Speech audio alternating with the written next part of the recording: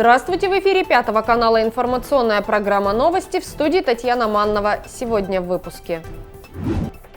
Депутаты Госсовета Коми исполняют наказы избирателей. Горожане проявляют активность и получают средства на воплощение в жизнь разных инициатив. Искренние слова поддержки и поздравления с наступающим Новым годом. Юные патриоты написали письма солдатам. У интинцев вновь первое место. Педагог гимназии номер 2 одержала победу на республиканском конкурсе проектов по информационному противодействию терроризму и экстремизму. С 1 января 2023 года в России вступает в силу новая система уплаты налогов. Нас ждут значительные изменения, которые в первую очередь затронут индивидуальных предпринимателей и юридические лица. Поменяется порядок уплаты практически всех видов налогов и страховых взносов. Новые изменения в налоговый кодекс предлагают вместо существующей в настоящее время обязанности заполнения плательщиками большого количества платежных поручений с огромным количеством реквизитов внедрить институт единого налогового счета. Введение единого налогового счета исключит наличие у налогоплательщика одновременно задолженности и переплаты по разным видам налогов. С 1 января 2023 года налоговая инспекция каждому налогоплательщику сформирует сальдо по единому налоговому счету по имеющимся у нее данным. Поэтому рекомендуем до конца года провести сверку и проверить состояние расчетов с бюджетом. Данные изменения коснутся всех индивидуальных предпринимателей и юридических лиц и практически всех налогов.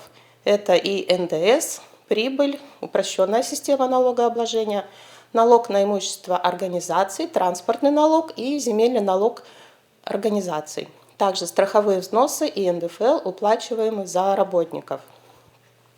С 1 января 2023 года для всех предпринимателей и организаций устанавливается единый срок представления деклараций и расчетов, не позднее 25 числа. И единый срок уплаты налогов и взносов – это 28 число. По имущественным налогам срок уплаты остается прежний – 1 декабря. Не меняется срок оплаты НДФЛ – 15 июля. Это налог, который должны уплатить граждане из доходов, полученных от продажи имущества, сдачи в аренду недвижимости и иных доходов. Единый налоговый счет позволит создать для налогоплательщиков более комфортные условия по уплате налогов, сократит издержки субъектов, участвующих в расчетно-кассовых операциях, время оформления и количество расчетных документов. Преимущество единого налогового счета – это, во-первых, значительное сокращение реквизитов в платежном документе. Достаточно будет указать только два реквизита в платежке – это ННН и сумма платежа. Сокращается количество платежей, так как остается всего один платеж в месяц. То есть все предприниматели и юрлица могут перечислять налоги и взносы один раз в месяц одной платежкой. Последовательность зачета платежей в бюджет будет следующая. Сначала погашается недоимка, потом текущие налоги и взносы, потом пени, проценты и штрафы. По налогам и взносам, которые необходимо уплатить до подачи декларации, необходимо будет представить уведомление по установленной форме в срок не позднее 25 числа месяца, в котором должен быть уплачен налог. Уведомление может быть представлено только по ТКС, либо через личный кабинет налогоплательщика. Следующий плюс нововведений – не нужно будет подавать заявление об уточнении платежей и зачетах, так как ошибки в КБК и ОКТМО будут просто исключены. Значительно ускоряются сроки возврата. На сегодняшний день решение принимается в течение 10 рабочих дней, а с 1 января возврат переплаты будет осуществляться по поручению налогоплательщика в течение 1 рабочего дня. ЕНС позволит обеспечить понятное и простое состояние расчетов плательщика с бюджетом при минимальном количестве ошибок, как со стороны плательщиков, так и налоговых органов. Путем проведения одной операции можно будет передать свою переплату другому лицу. Сейчас для этого нужно дождаться возврата денег на свой счет, потом заплатить для другого. С 1 января эта процедура будет упрощена, и можно будет путем одного поручения переплату по вашему счету перевести в счет уплаты платежей другого налогоплательщика. В один день будет сниматься блокировка по счету после полного погашения задолженности, то есть при наличии отрицательного сальдо по единому налоговому счету. Будет направляться один документ для взыскания. Сейчас выставляются отдельные требования по каждому налогу. Со следующего года эта процедура упростится. И не будет необходимости получать справки о задолженности. Госорганы будут самостоятельно обмениваться данной информацией. Более детальную информацию можно получить по телефону горячей линии 8 800 72 на сайте ФНС. На странице налоговой службы ВКонтакте «Налоги сегодня» размещен вебинар, посвященный этой теме. Беременные женщины, проживающие в труднодоступных районах Коми, могут получать компенсацию проезда в медицинские учреждения. До ноября этого года такой мерой поддержки могли воспользоваться только жительницы Вуктыла, Ижемского, Усть-Цилимского, Ударского и Троицко-Печорского районов. Теперь этот список дополнен населенными пунктами 13 муниципалитетов.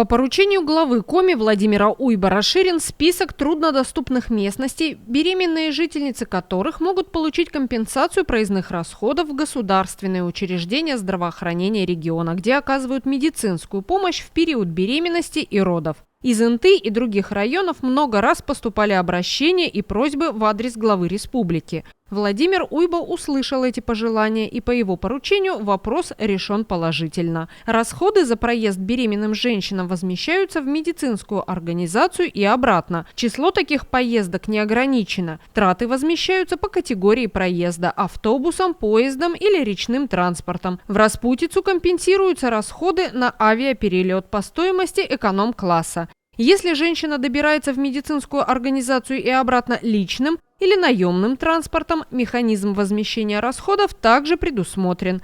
В этом случае компенсация предоставляется в фиксированных размерах. Обратиться за возмещением проездных расходов можно в течение года с даты выдачи документа о том, что женщина прошла консультацию или родила. По вопросу возмещения проездных расходов в медицинскую организацию беременные женщины из труднодоступных местностей могут обратиться в Центры социальной защиты населения или в любой МФЦ «Мои документы» на территории Коми. Продолжается исполнение наказов избирателей. В этом году в ряде спортивных и учебных заведений усовершенствована материально-техническая база. В школьных столовых появилась новая мебель. В детском саду «Родничок» завершились работы по обновлению напольного покрытия спортивного зала.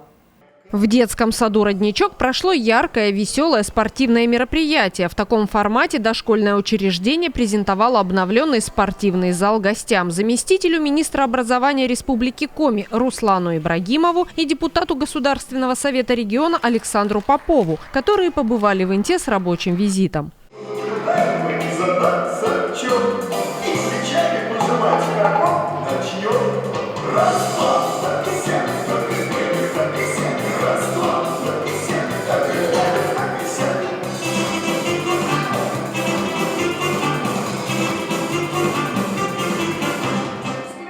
Реализовать давнюю мечту сотрудников учреждения помог народный избранник, депутат Госсовета Республики Коми Александр Попов. С момента сдачи в эксплуатацию учреждения в 1990 году пол здесь был деревянный. Находился он в хорошем состоянии, его регулярно красили и обновляли. Но педагог физической культуры «Родничка» не один год мечтала о современном профессиональном покрытии для спортзала. Наказ депутату был дан, и он его исполнил. Это депутатский наказ, который мне дали еще во время избирательной кампании, когда я был в «Родничке», и вот Галина Егоровна как раз рассказала, что есть такое понятие, как спортивный линолеум, и что он очень необходим. Я сначала, в общем, даже не сразу там проникся на всю, но когда понял, что это может быть и как это будет здорово для детей, то в рамках исполнения депутатских наказов в 2022 году это мероприятие удалось реализовать. Осталось немножко, мы еще рассчитываем сделать здесь разметку, чтобы деткам было удобно строиться, и закончить, вот, облицовать там, уложить плинтуса, и тогда будет это полноценный спортивный объект, который украсит не только «Родничок», но и всю Инту. Площадь спортивного зала детского сада «Родничок» 176 квадратных метров. Он один из самых крупных среди образовательных учреждений Инты. Благодаря поддержке республики теперь он соответствует всем современным тенденциям. Спортивный линолеум – это эластичное покрытие, которое специально разработано для занятий атлетикой, гимнастикой и игровыми видами спорта. Он универсален, многофункционален, износостойкий и влагостойкий.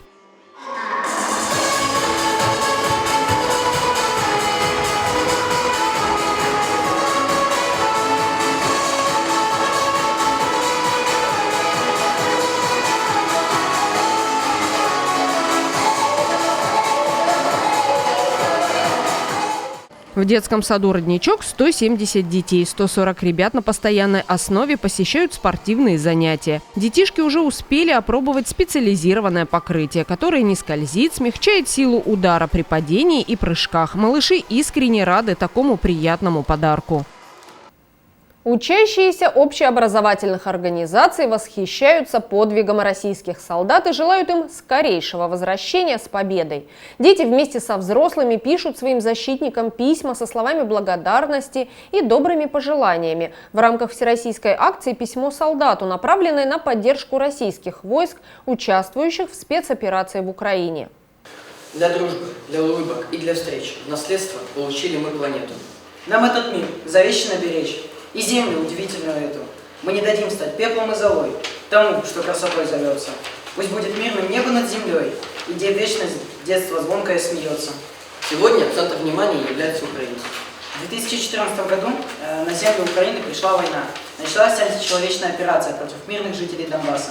Им хотели запретить говорить, думать на русском языке. Хотели запретить жить так, как они хотят. Начались бомбежки, обстрелы, смех, слезы. 24 февраля Россия начала военную операцию, которая была необходима для установления мира на Донбассе. Юноармейцы из отряда «Сокол» и воспитанники клуба «Патриот» школы номер 9 уже не первый раз участвуют в акции «Письмо солдату». Накануне Нового года дети решили не только поблагодарить военных за их мужество и подвиг, но и поздравить с наступающим праздником. Участвую не первый раз, решил написать пожелания. Хочу написать, потому что солдатам плохо. Хочу пожелать удачи и вернуться домой живыми. Чтобы их поддержать, чтобы они чувствовали то, что им нужна поддержка. Я хочу пожелать, чтобы они вернулись с войны, чтобы вернулись домой к своим детям, может быть, женам, чтобы у них была удача, чтобы они выиграли. Я хочу им пожелать удачи и то, что они такие мужественные, они решились на такое, они защищают свою родину и, может, свою семью. В патриотической акции также приняли участие военный комиссар ИНТы, начальник отдела образования городской администрации и руководитель автошколы ДСАФ России. Они предложили ребятам написать адресные письма и открытки для бойцов отдельной мотострелковой именной роты Республики Коми, в состав которой вошли и интинцы. 21 сентября президент страны Владимир Путин объявил частичную мобилизацию в России. Группа из Приполярья была отправлена для прохождения военной службы 14 октября. Вначале мы ехали от станции Инта до станции Княж-Погост на железнодорожном транспорте, затем от Княж-Погоста ехали до лагеря Гренада на автобусе, значит, переночевали. Это было все 14 числа. Ну, наверное, кто-то, может быть, с родителями приходил. С 13 на 14 октября был митинг на центральной площади. Вот. То есть мы провожали торжественно наших мобилизованных граждан. Вот. А 15 октября мы убыли на автобусах, которые предоставил «Газпром», в поселок Каменка, Ленинградская область, Выборгский район. Там находится учебный центр военной академии материально-технического обеспечения. Глава Коми регулярно навещает военнослужащих из республики. В части доставляется гуманитарная помощь. Бойцам, участвующим в спецоперации, будет приятно получить и письма с рисунками от детей. Ваши письма очень важны. Конечно, государство обеспечивает наших бойцов едой, одеждой. Но самое главное, чтобы солдат чувствовал, что мы его здесь любим, ждем, поддерживаем. И те слова, которые вы озвучите от чистого сердца, пусть даже с ошибками, пусть даже они будут не совсем правильно написаны, но искренность, та, которая будет в этих письмах, она очень поможет нашим мужчинам. Ведь это чьи-то братья, чьи-то папы, чьи-то сыновья. Спасибо вам за то, что вы участвуете в этой акции. Детям понадобилось всего несколько минут, чтобы написать солдатам, участвующим в спецоперации в Украине, слова поддержки и добрые пожелания. Некоторые ребята решили нарисовать новогодние открытки.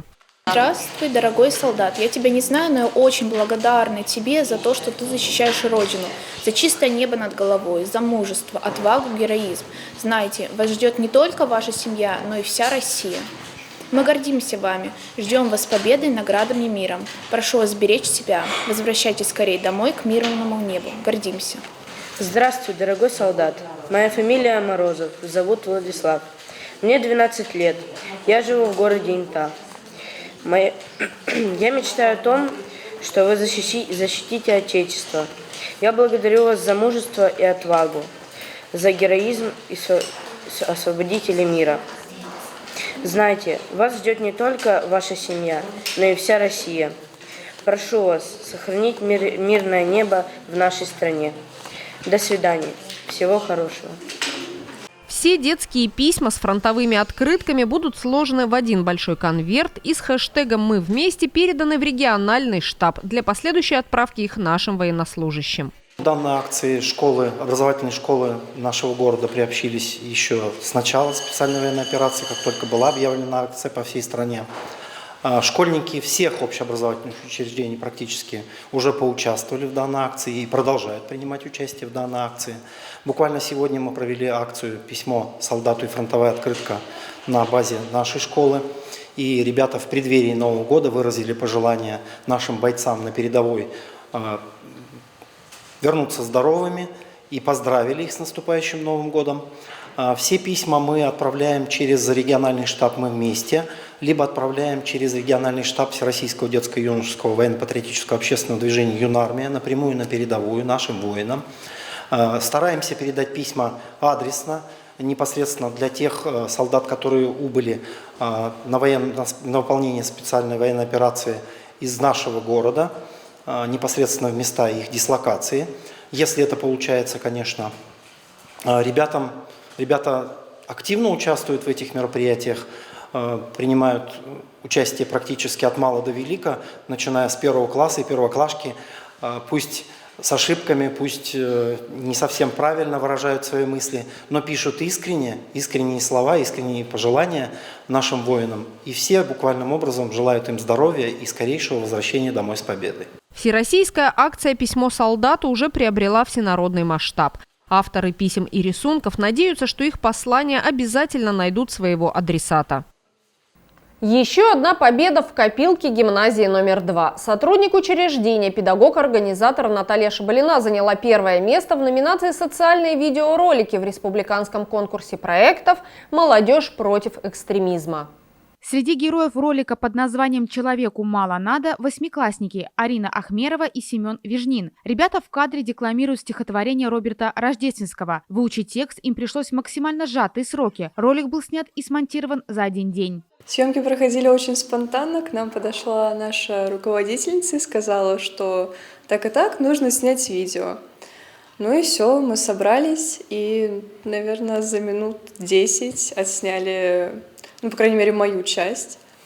На самом деле, участие в таком ролике очень важно для меня, потому что эта тема на данный момент очень актуальна. Так, мы тоже были очень быстрые съемки, буквально там секунд 15, наверное, еще и моего друга там тоже сняли. Автор ролика, педагог Наталья Шабалина, признается, что самым сложным для нее было придумать сюжет, описать проблему терроризма доступным и понятным языком. Данная тема особенно актуальна на сегодняшний день. И важно формировать у подрастающего поколения и у молодежи неприятие идеологии терроризма и ее различных проявлений. Поэтому было предложено мне, как педагогу-организатору, принять участие в данном конкурсе, и, естественно, я согласилась. И так совпало, что мое любимое стихотворение, одно из любимых стихотворений, это автор Роберт Рождественский «Человеку мало надо». И мне кажется, оно как раз и отразило лично для меня основную суть, наверное, того видео, которое и в итоге получилось. В очень сжатые сроки учитель и дети провели съемку. Себя они записывали прямо в школе, в перерывах между уроками. Снимали все на обычный телефон. После монтажом лично занималась Наталья Шабалина. Она же подобрала видеоряд и музыку, записала основной текст. Видео состоит и не только из выступления детей, присутствия детей, но и также из нарезки и видеофрагментов. И вообще ролик я построила на приеме, можно так сказать, антитезы, то есть как раз показать смерть, жизнь, добро, зло. И поэтому очень хорошо подстроилось данное стихотворение Роберта Рождественского, которое как раз основной посыл его и идея в том, что человеку мало надо, лишь бы рядом кто-то был. И мне кажется, самое главное, что терроризм – это неестественно, это не то, что нужно человеку, а человеку можно радоваться мелочам, близкие люди, любовь. Вот что на самом деле должно быть в душе каждого из нас. Ни ребята, ни педагог не думали о результатах республиканского конкурса. Они даже не следили за его ходом. О победе своего ролика узнали совершенно случайно. Наталье Шабалиной об этом рассказала коллега. Я увидел, подумал, хороший ролик, правда, рассказывает о полезных вещах, тех, которые важны прямо сейчас в нашем мире. И вот было очень интересно посмотреть. А я от Натальи Сергеевны меньшего не ожидала, потому что видеоролики, которые сняты под руководством Натальи Сергеевны, они всегда очень красивые, очень сильные, и под конец ролика у меня прям мурашки пробежались. Интинцы регулярно принимают участие в республиканском конкурсе проектов «Молодежь против экстремизма» и всегда достойно представляют наш город. Вот уже 2 года подряд именно наша молодежь снимает лучшие видеоролики, посвященные теме терроризма. В некоторых регионах страны фиксируется значительный рост заболеваемости ОРВИ и гриппом среди взрослых и детей. В образовательных организациях вводят карантин. В республике Коми и в Инте тоже выявлены случаи заражения гриппом. Специалисты ведут мониторинг, контролируют ситуацию по количеству обратившихся за медицинской помощью. Продолжается прививочная кампания против гриппа. Каждую осень до начала эпидсезона медики приглашают горожан на вакцинацию. Целью иммунизации является не только предупреждение распространения таких респираторных инфекций, как грипп и ОРВИ, но и снижение частоты осложнений при перенесенных заболеваниях. Продолжается прививочная кампания, несмотря на рост заболеваемости. Рост заболеваемости регистрируется не только во всей стране, но и в нашем регионе, и в нашем городе. И не только рост заболеваемости респираторными инфекциями, но и грипп уже регистрируется в республике, в том числе в нашем городе зарегистрирован первый случай гриппа. Это привезенный случай гриппа, из Сочи привезли, заболел маленький ребенок, 4-летний, не вакцинированный ни родители, ни ребенок. Ребенок в педиатрическом отделении получает лечение. Ну, что я могу сказать? Вообще в педиатрическом отделении, в инфекционном отделении госпитализируются и получают лечение от гриппа непривитые люди. Но не было у нас случаев госпитализации привитых. Привитые болеют, но болеют при этом довольно-таки легко, быстро выздоравливают, в отличие от непривитых. Мы настаиваем на вакцинации, потому что это действительно эффективный способ профилактики как самого заболевания гриппа, так и его осложнений. Вакцинация продолжается и взрослого, и детского населения.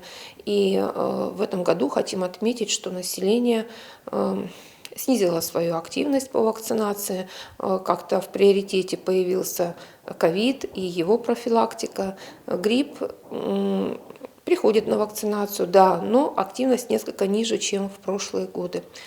Поэтому боимся ждать начала эпидемического сезона, а эпидемический сезон с регистрации первого случая уже начался. И чем выше привитость населения, тем слабее будет проходить подъем заболеваемости, вспышка так называемая. Поэтому вакцинироваться еще не поздно. Пожалуйста, приходите на вакцинацию и не дайте вспышке этой развиться с такой вот интенсивностью, как это было в 2009 году, когда у нас было много смертельных случаев. Вот. А грипп, он имеет обыкновение динамичности, то есть с определенной динамичностью, с определенным периодом, с определенным интервалом вспышки появляются, возникают довольно-таки сильные. Ну и учитывая то, что грипп регистрируется уже в стране, в нашем регионе, в нашем городе, а сейчас еще только ноябрь, мы можем предполагать то, что интенсивность вспышки будет довольно-таки сильная. Чем раньше регистрируется первый случай гриппа, тем продолжительнее вспышка и тем ярче вспышка. Поэтому давайте мы с всеобщими усилиями снизим ее интенсивность и вакцинируемся. Вакцинация действительно очень эффективна, и она снижает интенсивность вспышки. По словам медиков, риск подхватить грипп у привитого гораздо ниже. А если человек все-таки заболел, то гораздо легче перенесет болезнь. Вирус обычно атакует поздней осенью и зимой, поэтому прививка должна ставиться именно в это время года. Иммунитет от прививки сохранится примерно на 12 месяцев. Возможность привиться бесплатно есть у всех желающих. Взрослые у нас прививаются в прививочном кабинете первой поликлиники. И очень многие горожане отмечают, что действительно очень удобно приходить по субботам. Мы по субботам работаем на вакцинацию. Каждую субботу с 10 до 12 кабинет работает. Мы принимаем всех желающих, даже если желающие вакцинироваться приходят после 12 и застают нас на рабочем месте, мы не отказываем никому. То есть мы работаем до последнего посетителя. Что касается детей, дети вакцинируются у нас в детской поликлинике и в образовательных организациях, в медицинских кабинетах.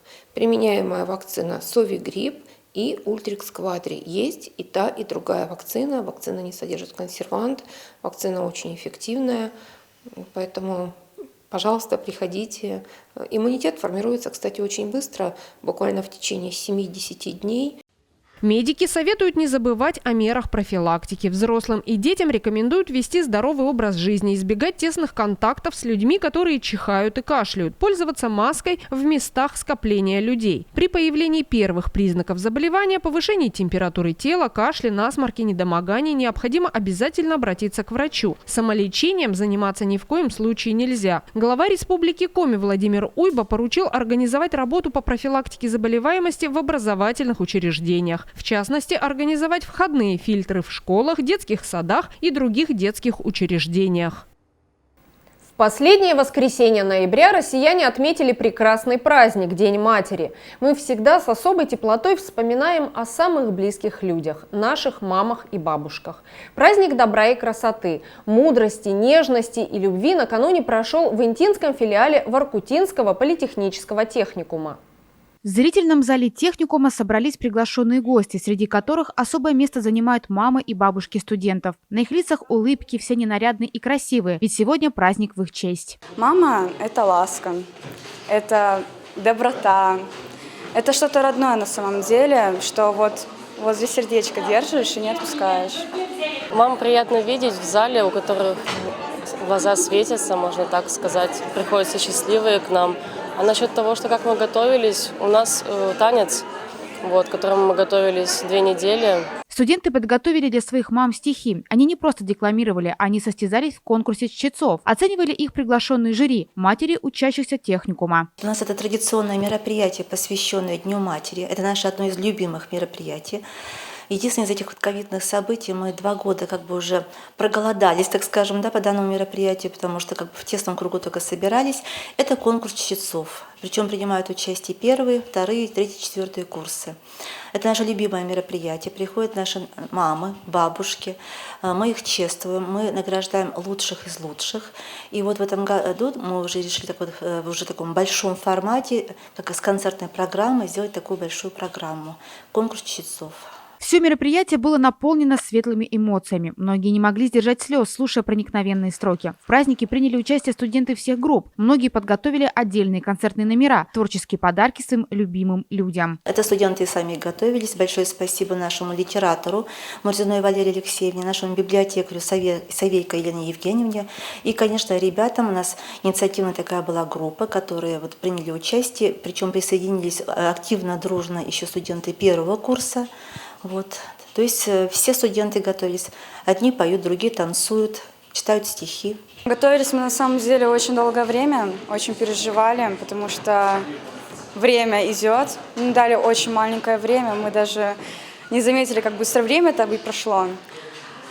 Что будет? Ну, ребята постарались на славу, на самом деле. Они приготовили много выступлений. От нашей группы будет танец отдельный для мам. И на самом деле-то, что хотела сказать, надеюсь, мамы все придут и будут рады за своих детей. Я очень на это надеюсь. Самых активных матерей студентов, которые помогают учебному заведению, поздравили со сцены и вручили букеты цветов. Это все, о чем мы хотели рассказать вам сегодня. Смотрите новости на 5 канале, будьте в курсе значимых событий Инты. Всего доброго и до свидания.